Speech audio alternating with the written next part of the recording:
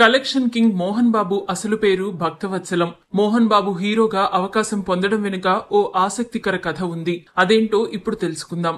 దర్శకరత్న దాసరి నారాయణరావు అందరూ కొత్త వాళ్లతో తీసిన సినిమా స్వర్గం నరకం. 1975లో విడుదలైన ఈ సినిమా ద్వారా మోహన్ బాబు, ఈశ్వర్రావు హీరోలుగా, అన్నపూర్ణ, జయలక్ష్మి హీరోయిన్లుగా పరిచయం అయ్యారు. గమనించాల్సిన విషయం ఏమిటంటే మోహన్ బాబు అసలు పేరు భక్తవత్సలం, ఈశ్వర్రావు అసలు పేరు విశ్వేశ్వరరావు. వారి అసలు పేర్లను ఈ సినిమాతో మార్చేశారు దాసరి. మొదట నాటకాల్లో నటించే ఈశ్వర్రావును ఒక హీరోగా సెలెక్ట్ చేసిన దాసరి మరో హీరోగా అసిస్టెంట్ డైరెక్టర్ గా పనిచేస్తున్న మోహన్ బాబును ఎంపిక చేశారు. అప్పటికే తాను సెలెక్ట్ చేసిన భక్తవత్సలం అంటే మోహన్ బాబును తీసుకోవాలా, బోస్ బాబును తీసుకోవాలా అనే ఆలోచనలో పడ్డారు దాసరి.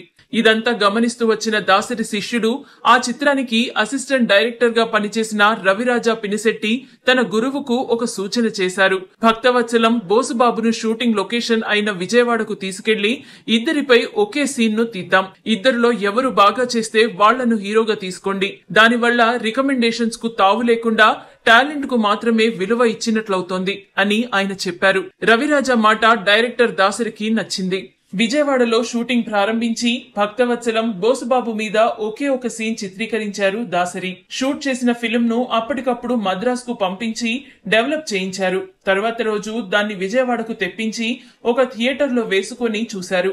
అందరికీ భక్తవత్సలం పర్ఫార్మెన్స్ నచ్చింది. అతనినే హీరోగా తీసుకున్నారు దాసరి. అలా మోహన్ బాబు స్వర్గం నరకం ద్వారా హీరోగా తెరపై ఎంట్రీ ఇస్తే ఆ సినిమాలో హీరో అయ్యే ఛాన్స్ ను మిస్ చేసుకున్నాడు బోసుబాబు.